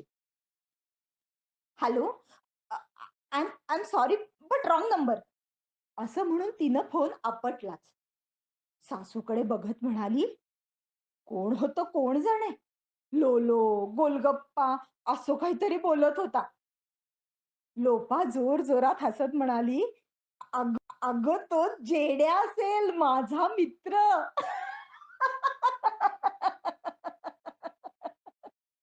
आमच्या ग्रुप मधला. आज त्याची टर्न आहे ना फोन करण्याची. आता गौतमी पूर्णपणे गोंधळली. सासूची तब्येत तर बरी आहे ना, असा लूक तिच्या चेहऱ्यावर होता. आई अहो, हे काय चाललंय तुमचं? वोडका काय, मित्र काय? म्हणजे मला ताई फोनवर म्हणाली ते बरोबरच आहे. तुम्ही कोणाबरोबर तरी फिरत असता, हॉटेलमध्ये, सिनेमाला, नाटकाला. ती म्हणाली तुझ्या सासूबाईंकडे कोणीतरी पुरुष राहायला असतो. तुझ्या सासूला शोभतं का हे असलं वागणं? अर्धा तास डोकं खात होती ती माझं. गौतमीला सासू आता भांडायला लागेल असं वाटलं, पण लोपा तिच्याकडे बघत हसायला लागली आणि म्हणाली, हे गौतमी, अगं मी काय 16 वर्षाची षोडशा नाहीये वाया जायला. स्वतःच्या जवळ बसवत लोपा तिला सांगू लागली, ऐक, 2 वर्षांपूर्वी मी तुमच्याकडून इकडे आले तेव्हा फ्लाईटमध्ये मला डीके भेटला. त्याची आणि माझी काही ओळख नव्हती, पण तोही एकटाच येत होता आणि मीही एकटीच होते. इकडच्या तिकडच्या गप्पा झाल्यावर त्यानं मला सांगितलं की इथे त्यांचा एक ग्रुप आहे, त्याला मी रविवारी यावं. नुसतं यावं असं म्हणून थांबला नाही, तर रविवारी मला घ्यायला घरीच आला. त्याच्याबरोबर जाताना मला जाम ऑकवर्ड झालं होतं. लोपाला तिचा ग्रुपमधला पहिला दिवस आठवला. सगळे 60च्या वरचे यंग सिनियर्स. ती तिच्या सवयीप्रमाणे परीट घडीची शुभ्र पांढरी साडी, केसांचा आंबाडा, चेहऱ्यावर गंभीर भाव घेऊन गेली.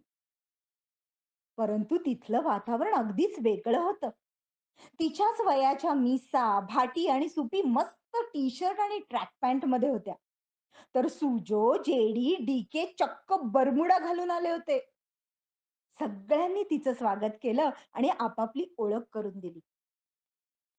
मीना साळी, भारती टिकेकर, सुमन पित्रे, सुभाष जोग, जयंत दिघे आणि दिनेश काळे. सगळ्यांच्यातला समान दुवा म्हणजे सगळ्यांची मुलं परदेशात होती आणि जोडीदार काळाच्या पडद्याआड गेले होते. तिसरं आणि महत्वाचं म्हणजे सगळ्यांनी तरीही आनंदी राहायचं ठरवलं होतं.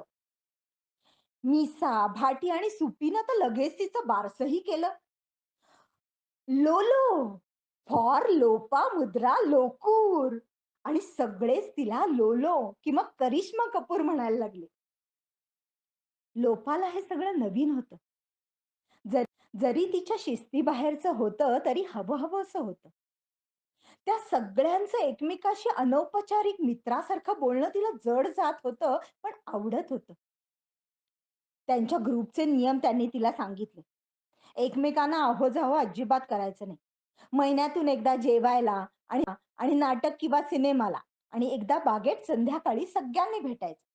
रोज वार लावून एकेकानं बाकीच्यांना फोन करायचा. आणि मुख्य म्हणजे कोणाच्याही आजारपणात शक्यतो मुलांना त्रास न देता ग्रुपमधल्या सगळ्यांनी आजारी व्यक्तीची काळजी घ्यायची. त्यांच्याबरोबर राहता राहता तिच्या लक्षात आलं की ही मंडळी अनुभवानं किती समृद्ध आहेत. प्रत्येक भेटीत कोणी ना कोणी काहीतरी छान आठवणी सांगायचा. सुजो काही ना काही विनोद करून हसवायचा. भाटी काही ना काही खायला करून आणायची.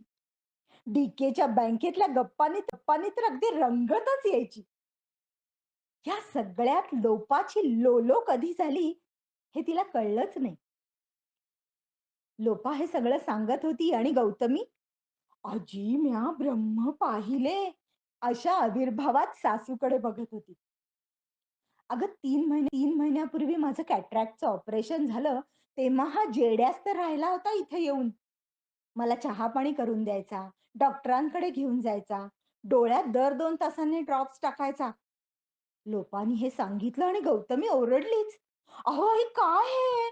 आम्हाला का नाही सांगितलं तुम्ही? मी मी किंवा वेदांत आलो असतो ना. लोपा तितक्याच शांतपणे म्हणाली, अगं तुम्हाला तुमच्या विवंचना कमी काय आहेत? पार्थच्या वेगवेगळ्या परीक्षा असतात. त्यात वेदांताला वर्क फ्रॉम होम पण नसतं. म्हणजे तूच येऊ शकली असतीस आणि तू आत्ता येणारच होतीस. बरं, कॅटरॅक्ट म्हणजे काही जीवघेणं ऑपरेशन नाही. येऊन जाऊन 3 तासाचा तर प्रश्न. त्यासाठी कशाला तुमची एवढी यातायात? आत्तापर्यंत अशी 3 कॅटरॅक्टची ऑपरेशन आमच्या ग्रुपनं पार पाडली आहेत. आता सुप्पीला दर महिन्याला डायलिसिसला जावं लागतं. मग मग काय दर महिन्याला तिच्या लेकीला बोलवायचं? सुजोचं मध्यंतरी हाताचं हाड मोडलं. मग काय केलं आम्ही सगळ्यांनीच. आता मात्र गौतमीला सासूचं कौतुक वाटायला लागलं होतं. पण आई, तुमचं सगळ्यांशी एकमेकांशी पटतं? नाही म्हणजे प्रत्येकाच्या सवयी वेगळ्या, स्वभाव वेगळे. ह्या वयात मैत्री करणं सोपं नाही. लोपा हसत हसत म्हणाली, अगदी खरंय. झालं ना तसंच. हा जेडी मला म्हणाला की आपण एकत्र राहायचं का. गौतमी हसत हसत त्यावर म्हणाली, अरे वा आई, लाईन मारतायत हे जेडी काका तुमच्यावर. खुदू हसत लोपा म्हणाली, तो काही म्हणेल. पण मी स्पष्ट नकार दिला. डोळे मोठे करत गौतमीनं विचारलं, का हो? लोपानं सांगितलं, हे बघ, एकतर मला आता कुठल्याही बंधनात अडकायचं नाही. मला माझं स्वातंत्र्य एन्जॉय करायचंय. आणि हा जेड्या जाम बेशिस्त, करणार काहीच नाही आणि माझ्या शिस्तीला हे अच्चेचका आणि ते तेच्चेचका असं विचारत बसणार. त्यापेक्षा हे असं सकाळी फोनवर बोलणं, महिन्यातून 2दा भेटणं जास्त सोयीचं आहे. गौतमी म्हणाली, तरीही आई आम्हाला आधीच अपराधासारखं वाटतंय. आम्ही तिकडे करिअरच्या मागे धावताना तुमच्याकडे बघतच नाहीये आणि त्यात तुम्ही आम्हाला काही कळवतच नाही. लोपामुद्रा शांतपणे म्हणाली, अगं हेच तर वय आहे ना तुमचं पैसे कमवायचं. मग आम्ही तुम्हाला मदत करू शकत नसलो तर कमीत कमी त्रास द्यायला हवा ना. गौतमीला अपराधासारखं वाटत होतं. आणखीन एक सांगू, तुझ्या ताईच्या सासूचा मला फोन आला होता. गौतमी गोंधळली. सुशीला मावशींचा? काय म्हणत होत्या? लोपानं शांतपणे सांगितलं, त्यांना आमच्या ग्रुपबद्दल कळलं आणि त्यांनाही यायचंय आमच्या ग्रुपमध्ये. म्हणत होत्या की परदेशात असलेली मुलं इथे नसतात हे खरं, पण इथे असलेल्या मुलांना तरी कुठे वेळ आहे. त्यांच्या आजारपणात, दवाखान्यात त्यांच्या सोबतीला मीच तर जात होते. गौतमीला आता हे सगळं चित्र स्पष्ट झालं तरीही कुतूहल होतच. हो, पण रोज सकाळी फोन कशाला? महिन्यातून 2दा भेटताच ना. गौतमीला पडलेला प्रश्न रास्तच होता. अगं, आम्ही सगळे 70च्या आत बाहेरचे आहोत. रात्रीतून कोणाचं काही झालं तर नाही ना तेवढं चेक करायला हा फोन. तसा व्हॉट्सअपवर आहे हा आमचा ग्रुप. पण एकमेकांशी बोललो की बरं वाटतं. म्हणून हा फोनचा प्रपंच. गौतमी अवाक होऊन सासूकडे बघत होती. हो, पण मग मगाशी ते फोनवर गोलगप्पा का काय म्हणाले ते कोणासाठी? आता मात्र लोपा गौतमीला टाळायला लागली. तसं काही नाही. हा उगाच बडबडतो जेडी काहीही. लक्ष नको देऊस. तरीही खोदून गौतमीनं विचारल्यावर लोपानं सांगितलं. ते आम्हीच तुला ठेवलेलं नाव आहे. गोलगप्पा.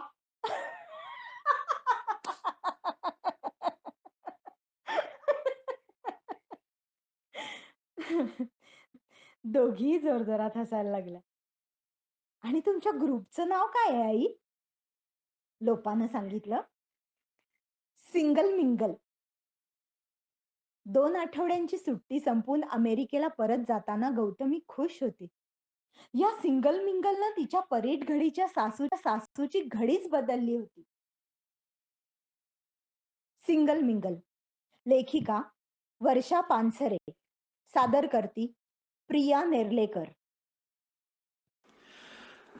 बार्बाडोस, वेस्ट इंडिज बेटांपैकी एक. सैतानी त्रिकोणातील रहस्यांमध्ये रस असणाऱ्या लोकांना हे बेट माहिती आहे. ते सायक्लॉप्स या जहाजानं 300वर खलाशी आणि अधिकारी यांच्यासह सैतानी त्रिकोणात अदृश्य होण्यापूर्वी भेट दिलेले शेवटचे बेट म्हणून.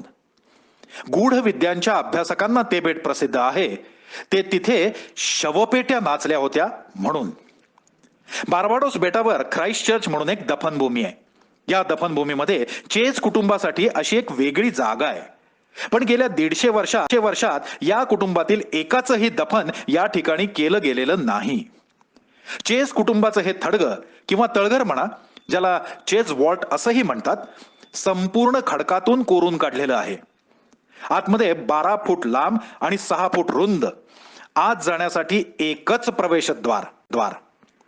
1000 पौंड वजनाच्या संगमरवरी शिळेनं बंद केलेलं. जुलै 1807 मिसेस थॉमसिना गोडार्ड हिची शवपेटी या वॉल्टमध्ये ठेवण्यात आली. वर्षानंतर मेरी अँन मारिया चेज हिची. जुलै 1812 मध्ये मेरी अँनची मोठी बहीण डोरकास चेजची शवपेटी या थडग्यात ठेवण्यात आली. त्यावेळी तिच्या संबंधी अशी अफवा होती की वडिलांच्या जाचाला कंटाळून अन्न पाणी वर्ज करून डोरकासनं आत्महत्या केली. थॉमस चेज तिचा बाप. तिच्या बापाबद्दल कोणीच चांगले उद्गार काढले नव्हते. महिन्याभरात त्याचेही दिवस भरले, तोही मरण पावला. पुन्हा एकदा प्रवेशद्वारावरची प्रचंड शिळा हलवली गेली. आतल्या अंधाराला सारावण्यासाठी कामगारांना जो काही वेळ लागला असेल तेवढाच. आणि दुसऱ्याच क्षणी भीतीनं कामगार सैरा वैरा धावत सुटले.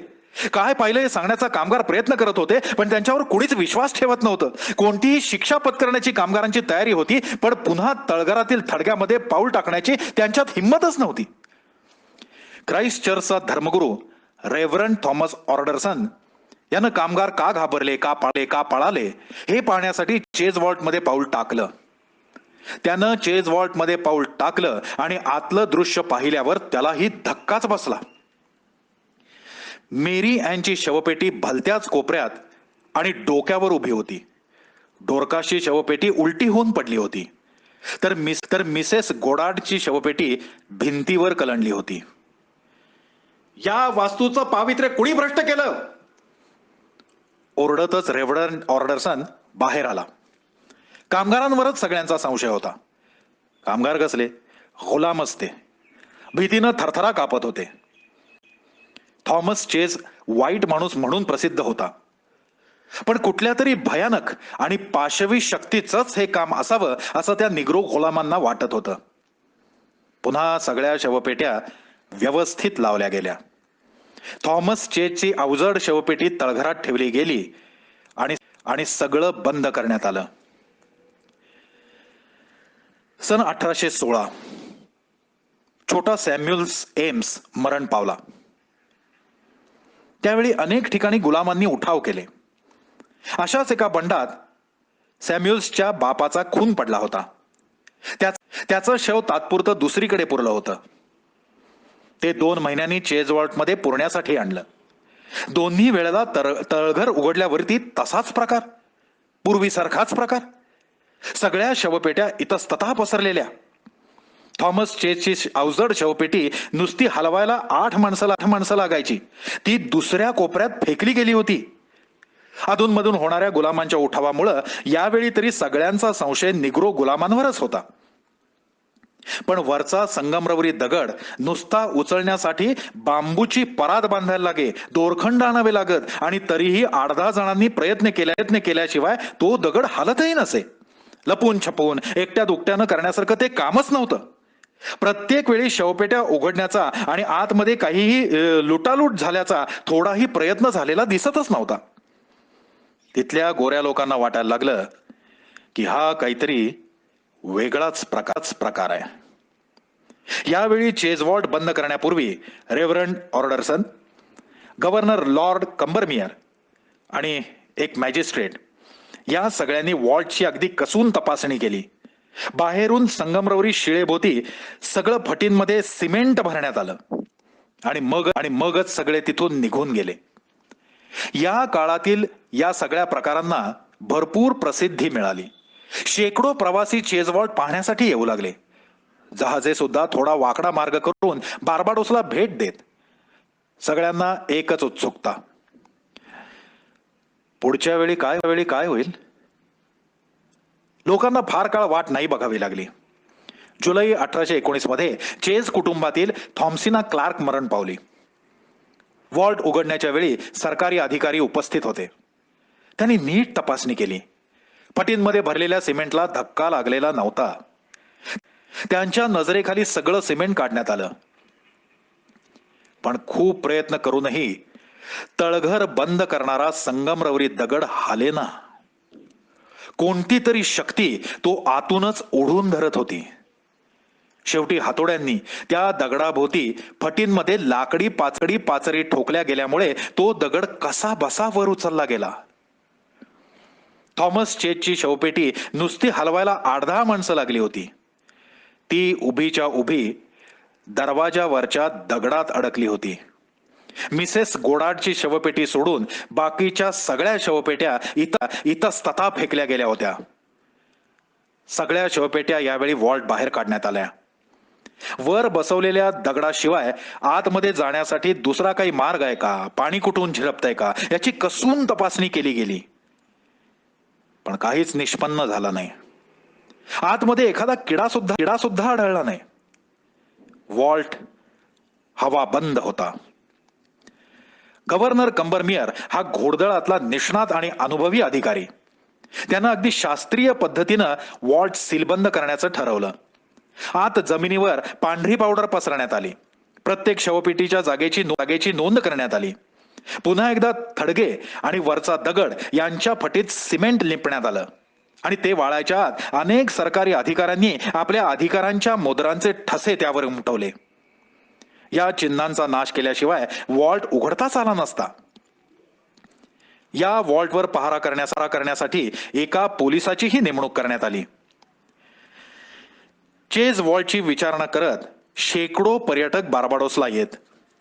चेज कुटुंबात पुन्हा कोण दगावतो आणि तो वॉल्ट कधी उघडावा लागतो अशी एक विचित्र उत्सुकता सगळ्यांना लागली होती. पण त्या कुटुंबात एकही मृत्यू घडेना. शेवटी सरकारी अधिकाऱ्यांनाच राहावेना. 20 एप्रिल 1820 रोजी गव्हर्नर कंबरमियर, सरकारी अधिकारी आणि काही पाथवटांना घेऊन पुन्हा एकदा चेल्स वॉल्ट जवळ सगळे आले. सिमेंटवर उठवलेल्या सगळ्या मुद्रा तशाच आहेत याची खात्री करून घेतल्यावर सिमेंट फोडून वरचा दगड उचलला. जमलेल्या लोकांची उत्सुकता आता शिगेला पोचली होती. त्यांची निराशा झाली नाही. अपेक्षेप्रमाणेच दृश्य होते. सगळ्या शवपेट्या जागेवरून हललेल्या होत्या. पण आत पसरलेल्या पांढऱ्या वाळूवर एकही ठसा नव्हता. शवपेट्या उघडण्याचा प्रयत्न झाल्याचे यावेळीही दिसत नव्हते. सगळ्या भिंती जमिनी पुन्हा ठोकून पाहण्यात आल्या. कुठेही पोकळीचं चिन्ह नाही. आजूबाजूच्या जमिनीत पाहरी घालून आत जाण्यासाठी एखादे विवर वगैरे आहे का तेही शोधून झाले. तशा प्रकारचा कोणताही पुरावा मिळाला नाही. या सर्व प्रकारांचा खुलासा शोधण्याचे प्रयत्न निष्फळ ठरले. निराश होऊन गव्हर्नरनं आज्ञा दिली, या सगळ्या शवपेट्यांचं आता दुसरीकडे दफन करावं आणि चेज वॉल्ट कायमचा उघडाच ठेवून द्यावा. त्या दिवशी नंतर आजपर्यंत पुन्हा कधी चेज वॉल्टचा उपयोग करण्यात आला नाही. या भयानक प्रकारांचं कुठलंही स्पष्टीकरण कुणीही देऊ शकला नाही. एक गोष्ट मात्र निश्चित, कोणत्याही नैसर्गिक कारणांनी या घटना घडत नव्हत्या. मग कोणत्या पाशवी शक्ती तिथे काम करत होत्या? पण शेवटी बार्बाडोस सुद्धा सैतानी त्रिकोण किंवा बर्म्युडा ट्रँगल या नावानं जगप्रसिद्ध असलेल्या भौगोलिक भागातच आहे. आणि तिथे होणाऱ्या चमत्कारिक गोष्टी नैसर्गिक कारणांनी थोड्याच होतात. आशुतोष निर्लेकर पठित नाचणाऱ्या शवपेट्या. धन्यवाद.